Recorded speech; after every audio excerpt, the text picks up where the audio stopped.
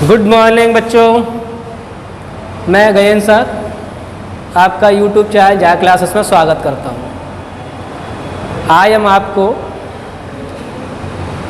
वायुमंडल की संरचना के बारे में बताएंगे, जिसमें कि वायु में कितनी गैसें होती हैं और वायुमंडल में कौन कौन सी परतें पाई जाती हैं और उनकी परतों की क्या विशेषता है, इसके बारे में बताएंगे।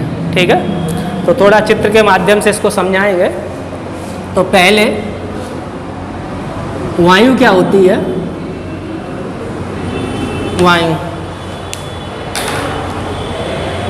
वायु जैसे ये पृथ्वी है,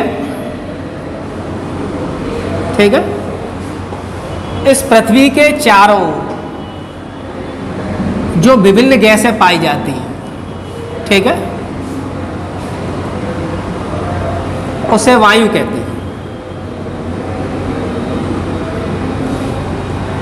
इस वायु में अलग अलग गैसों का प्रतिनिधित्व होता है। जैसे सबसे अधिक वायु में जो है नाइट्रोजन होती है 78%, ठीक है। इसके बाद ऑक्सीजन लगभग 21%, ठीक है। फिर आपका आर्गन 0.93%, ठीक है। और इसके बाद कार्बन डाइऑक्साइड 0.03%, ठीक है। फिर इस तरह से इसमें अन्य सूक्ष्म गैसें होती हैं, जैसे हीलियम है, ठीक है, नियोन है, क्रिप्टॉन है। इस तरह से अन्य गैसें पाई जाती हैं। तो इसमें क्वेश्चन ये पूछा जाता है कि वायुमंडल में सर्वाधिक कौन सी गैस पाई जाती है। तो नाइट्रोजन सबसे अधिक पाई जाने वाली गैस है, ठीक है, और दूसरे नंबर पर ऑक्सीजन है। अगर अक्रिय गैसों में पूछे कि सबसे ज़्यादा अक्रिय गैस कौन सी पाई जाती है, तो ये आर्गन सबसे अधिक पाई जाने वाली अक्रिय गैस है वायुमंडल में, ठीक है। तो कुल मिला के ये है, पृथ्वी के चारों ओर जो वायु पाई जाती है वो विभिन्न गैसों का मिश्रण है, ठीक है, और उसमें ये गैसें दी हुई हैं, जिसमें आपको स्पेशली ये दो डाटा याद रखने हैं। नाइट्रोजन सबसे ज़्यादा 78% है और ऑक्सीजन 21% है, ठीक है। एक बार टेट में इस तरह से क्वेश्चन आया था कि कौन सी दो गैसों का योग जो है 99% होता है। तो ये नाइट्रोजन ऑक्सीजन गैस, इसका जो है योग 99% होता है, ठीक है। आगे भविष्य में जो क्वेश्चन बन सकता है, ये बन सकता है कि वायुमंडल में सबसे अधिक अक्रिय गैस कौन सी पाई जाती है, सबसे अधिक मात्रा में कौन सी अक्रिय गैस पाई जाती है। तो ये आर्गन जो है सबसे अधिक पाई जाने वाली अक्रिय गैस है वायुमंडल में, ठीक है। अब वायु द्वारा जो पृथ्वी पर दबाव लगाया जाता है, ठीक है, वायु द्वारा पृथ्वी पर जो दबाव लगाया जाता है उसे आपका वायुमंडलीय दाब कहते हैं। वायुमंडलीय दाब, एटमॉस्फेयर प्रेशर कहते हैं, ठीक है, जो वायु द्वारा पृथ्वी पर लगाया जाता है, इसे वायुमंडलीय दाब कहते हैं। और इसे जो नापते हैं जिस उपकरण से, उसका नाम है बैरोमीटर। बैरोमीटर से इसे नापा जाता है, ठीक है, बैरोमीटर से इसको नापते हैं। अब इसमें ये है कि दाब जो सामान्यतः नापते हैं बैरोमीटर में, जो एक सामान्य वायु दाब होगा वो समुद्र तल के सहारे नापते हैं, और ये 76 सेंटीमीटर पारे के बराबर होता है। किसी पर परखनली या किसी छोटे से बेस परखनली टाइप उपकरण में लेंगे तो ये समुद्र तल पर 76 सेंटीमीटर पारे के दाब के बराबर बनेगा, ठीक है, सामान्य वायुमंडलीय दाब। वायु दाब और तापमान में उल्टा संबंध होता है, ठीक है। जैसे वायु दाब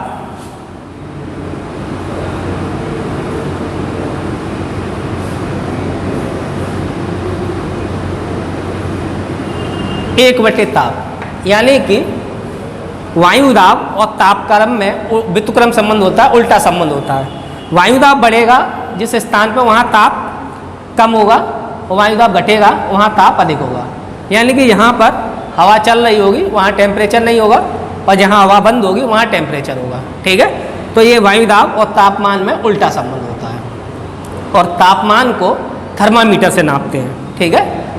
तापमान को किससे नापते हैं? थर्मामीटर से, थर्मामीटर। तो ये आपको वायु के बारे में जानकारी रखनी है कि वायु क्या होती है और वायु दाब और ताप में क्या संबंध होता है। वायु दाब किससे नापा जाता है? वो वायु दाब किससे नापा जाता है? तापमान किससे नापा जाता है। ठीक है। अब इसके बाद इसमें हम आपको वायुमंडल की संरचना बताएंगे। ठीक है। संरचना के लिए हमको एक चित्र बनाना पड़ेगा जिसके माध्यम से हम आपको विभिन्न परतों को दिखाएंगे और विभिन्न परतों में क्या क्या प्रॉपर्टी है उनके बारे में बताएंगे। ठीक है। तो हमको इसको मिटाना पड़ेगा। ठीक है।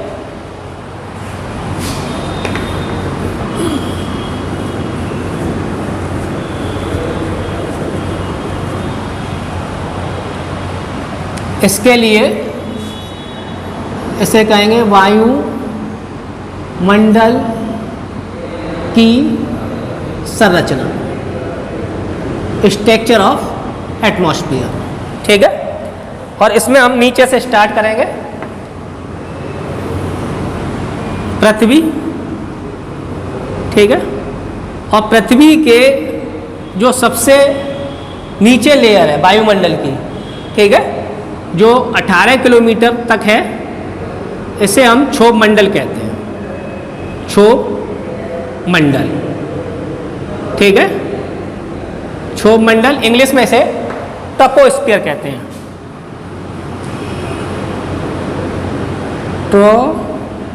ट्रोपोस्फियर। ठीक है। तो ये विषुवत रेखा पर 18 किलोमीटर तक और ध्रुवों पर 8 किलोमीटर तक पाया जाता है क्षोभ मंडल। ठीक है।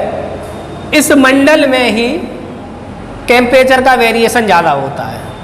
ये पूरी जो वायुमंडल की संरचना है ये तापमान के घटते क्रम में बनी हुई है। ठीक है। तो पहले हम इसमें बता रहे हैं क्षोभ मंडल में क्या है, तापमान में वेरिएशन ज़्यादा होता है, यानी कि तापमान में परिवर्तन ज़्यादा होगा।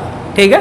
तापमान में परिवर्तन होगा तो वायुदाब में परिवर्तन होगा, और वायुदाब में परिवर्तन के कारण इस मंडल में सभी प्राकृतिक घटनाएं घटित होती हैं। ठीक है। जैसे आपका बादल बनना, बादल, ठीक है, बिजली, चक्रवात, आंधी, तूफान, ठीक है, बरसात, वर्षा। तो जो भी हवा संबंधी परिवर्तन से होने वाली घटना है वो सभी इस क्षोभ मंडल में होती हैं। ठीक है। और ये 8 किलोमीटर ध्रुवों पर, 18 किलोमीटर विषुवत रेखा पर पाया जाता है। ठीक है। वायुदाब में परिवर्तन के कारण इसमें ये बादल बनना, बिजली चमकना, चक्रवात आना, आंधी आना, तूफान होना, वर्षा होना, ठीक है, इस तरह की घटनाएं, जो भी प्राकृतिक घटनाएं वो घटित होती हैं। ठीक है। क्षोभ मंडल में, क्षोभ मंडल के बाद जो अगला मंडल है 50 किलोमीटर तक, इसे कहते हैं समताप मंडल।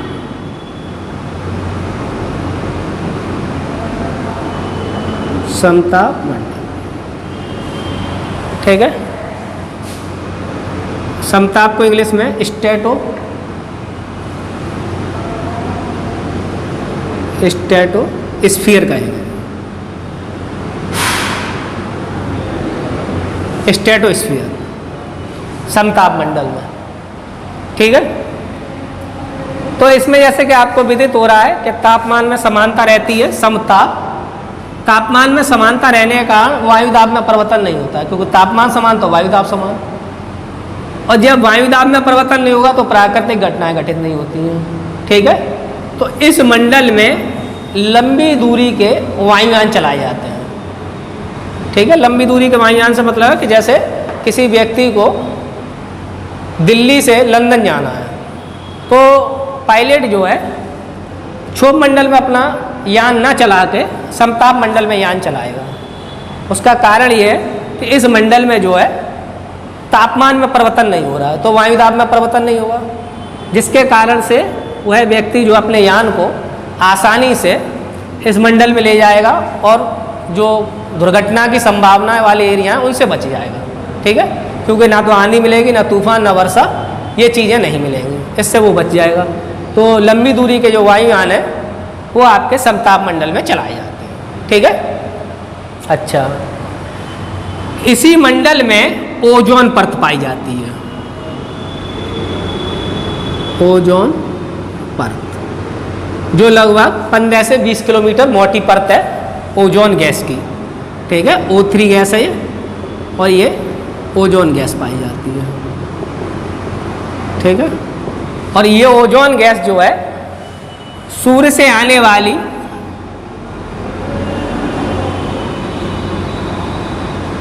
पराबैंगनी किरणों की तीव्रता को कम करती है। ठीक है, जो सूर्य से किरणें आती हैं, अल्ट्रावायलेट रेज आती हैं, उनकी तीव्रता को ये ओजोन परत कम कर देती है। ठीक है, यानी कि जो उनकी इंटेंसिटी है उसको थोड़ा स्लो कर देती है, जिससे कि पृथ्वी पर जीवन और विभिन्न प्रकार के जो जीव हैं वो जीवित रह पाते हैं। नहीं तो वो अगर ओजोन परत नहीं होती तो वो इतनी गर्मी झेल ना पाते। ठीक है, तो इसलिए ओजोन परत का बहुत महत्व है। तो ओजोन परत पाई जाती है जो कि सूर्य से आने वाली पराबैंगनी किरणों की तीव्रता को कम करती है। ठीक है, दूसरी ये विशेषता इसमें इस मंडल में, समताप मंडल में। इसके बाद अगला जो मंडल आता है उसे कहते हैं मध्य मंडल। 80 किलोमीटर तक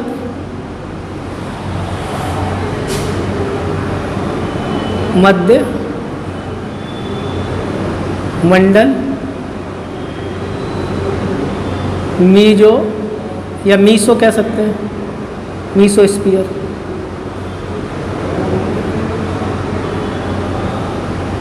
मीजो या मीसोस्फीयर।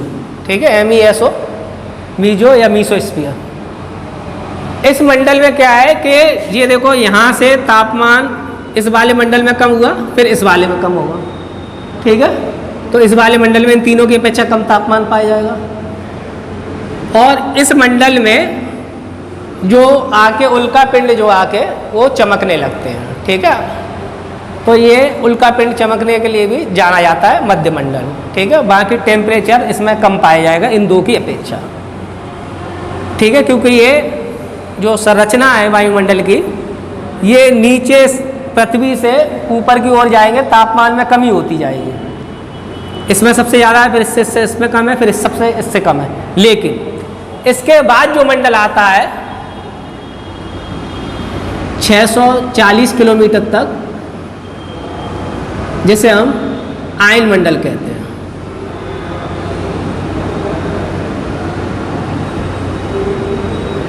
आयन मंडल। ठीक है, और इंग्लिश में इसे आयनोस्फीयर कहेंगे।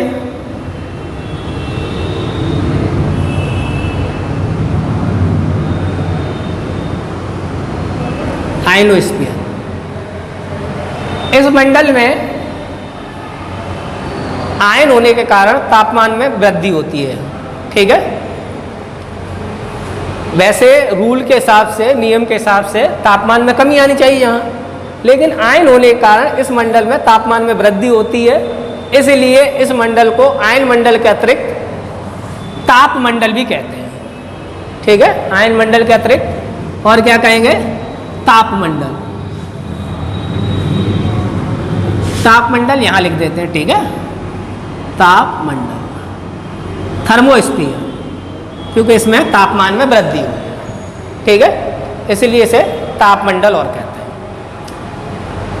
अच्छा, और इसमें एक प्रॉपर्टी ये है कि संचार संबंधी उपग्रह जो भी है वो इस मंडल में स्थापित किए जाते हैं। ठीक है, संचार संबंधी उपग्रह का मतलब है रेडियो संचार उपग्रह, टीवी उपग्रह, ठीक है, मोबाइल उपग्रह, यानी कि जो भी संचार संबंधी सैटेलाइट है वो इस आयन मंडल में स्थापित किए जाएंगे, जिससे कि संचार संबंधी कार्य परिपूर्ण होता है। तो इसकी एक प्रॉपर्टी ये भी है कि संचार संबंधी उपग्रह किस मंडल में स्थापित किए जाते हैं, तो वो आपके आयन मंडल में किए जाते हैं। ठीक है, आयन मंडल में संचार संबंधी उपग्रह स्थापित किए जाते हैं। ठीक है, जिसमें रेडियो संचार, टीवी संचार, रडार, मोबाइल, टेलीफोन, जो भी कम्युनिकेशन संबंधी संचार है वो इसमें स्थापित किए जाते हैं आयन मंडल में। ठीक है, इसके बाद सबसे लास्ट जो बचता है लगभग 10,000 किलोमीटर तक खत्म है एकदम। 1,000 तक कुछ में लिखा है, लेकिन ये हम 10,000 तक लिख दे रहे हैं, कुछ भी बचेगा नहीं। तो ये वाला जो मंडल है वो कहलाता है बाह्य मंडल या एक्सोस्फीयर। एक्सोस्फीयर।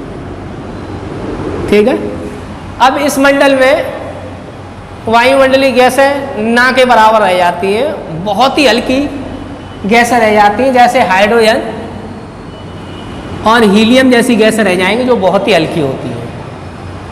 ठीक है, बाकी वायुमंडल जो है वो यहीं शुरू की परतों के आसपास ही रहता है, ऊपर जाके तो बहुत हल्की गैसें रह जाती हैं। ठीक है, इसे वायुमंडल कहते हैं।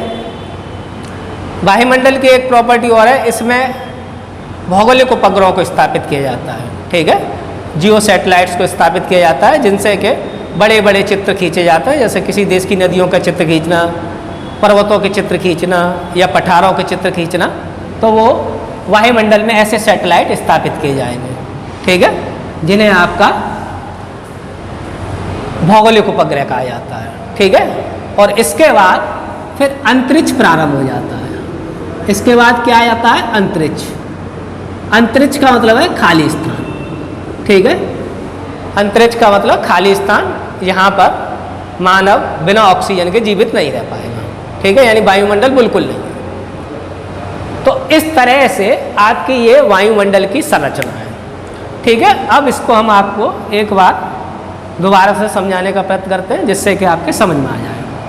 जैसे हमने ये कहा कि पृथ्वी है और पृथ्वी के चारों ओर वायु की जो परतें हैं उनसे वायुमंडल की संरचना बनती है।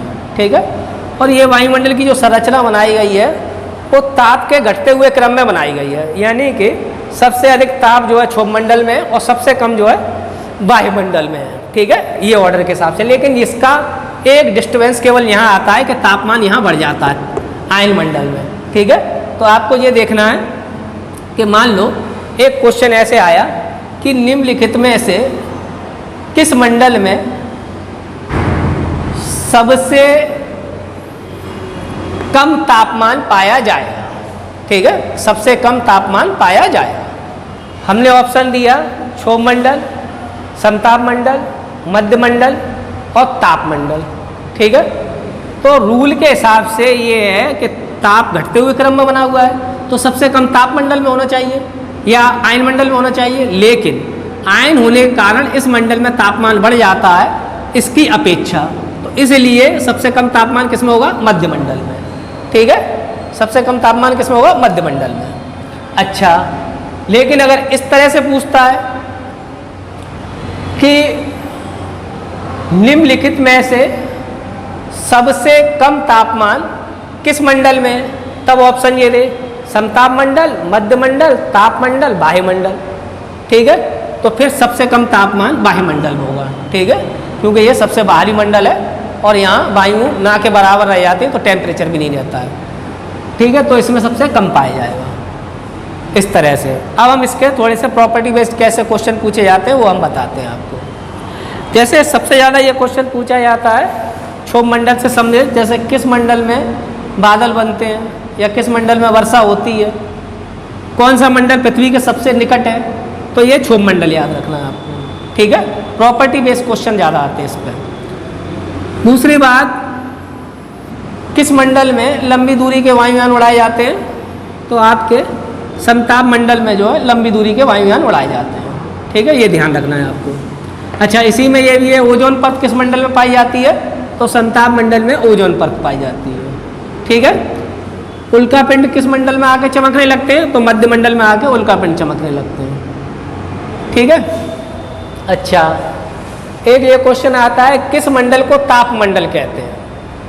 ठीक है, किस मंडल को तापमंडल कहते हैं? तो आयन मंडल को तापमंडल कहते हैं, ठीक है, क्योंकि आयन के कारण इसमें तापमान बढ़ता है, तो इसका नाम फिर तापमंडल भी है, तापमंडल कहते हैं। और ये कि रेडियो संचार उपग्रह किस मंडल में स्थापित किए जाते हैं? तो ये आयन मंडल में स्थापित किए जाते हैं, ठीक है। कोई भी संचार संबंधी उपग्रह ये पूछे किस मंडल में स्थापित किए जाते हैं, तो ये आयन मंडल में स्थापित किए जाते हैं, ठीक है। और इसके बाद हाँ, भौगोलिक उपग्रह किस में स्थापित किए जाते हैं? तो फिर आपके वायुमंडल में स्थापित किए जाते हैं, ठीक है। और इसके बाद फिर अंतरिक्ष प्रारंभ हो जाता है। अंतरिक्ष का मतलब खाली स्थान, यहाँ पर गैसेस नहीं होंगे, ठीक है। और इस मंडल में, वायुमंडल में बहुत ही हल्की गैस है, जैसे हाइड्रोजन, हीलियम जैसी गैसें पाई जाती हैं, ठीक है। जैसे क्वेश्चन पूछ ले कि वायुमंडल में निम्नलिखित में कौन सी गैस पाई जा सकती है? नाइट्रोजन, ऑक्सीजन, हाइड्रोजन, तो इसमें आपको हाइड्रोजन लगाना है, ठीक है। हाइड्रोजन, हीलियम जैसी गैसें पाई जाती हैं जो बहुत ही हल्की हैं, तो ये गैसें पाई जाती हैं। तो इस तरह से ये आपकी वायुमंडल की संरचना है, ठीक है। हमने आपको आज एक चैप्टर जो पढ़ाया वायु और वायुमंडल की संरचना, ठीक है, जिसमें हमने आपको वायु के बारे में बताया कि वायु क्या है और उसमें कौन कौन सी गैसें होती हैं, ठीक है। गैसें अपनी ध्यान रखना, नाइट्रोजन, ऑक्सीजन इम्पॉर्टेंट गैस है, उनका परसेंटेज इम्पॉर्टेंट है, आंकड़ा पूछ सकता है, ठीक है। और अक्रिय गैस में सबसे ज़्यादा आर्गन पाई जाती है वायु में, तो ये ध्यान रखना है। और फिर वायुमंडलीय दाब को किससे नापते हैं, ये ध्यान रखना है, ठीक है। और फिर वायुमंडल की संरचना में जो है हमने आपको पूरी संरचना को 2 बार समझा दिया है कि पृथ्वी से किस तरह से ऊपर तक वायुमंडल की संरचना बनती है। तो इससे जो भी आने वाले क्वेश्चन हैं उनको हमने आपको विभिन्न परीक्षाओं में जो भी आ सकते हैं उनको हमने आपको बता दिया है, ठीक है। तो आज की वीडियो आप इतनी रखिए, फिर हम आपको आगे अलग एक और वीडियो फिर कल डालेंगे। आज के लिए बस इतना है, ठीक है। धन्यवाद।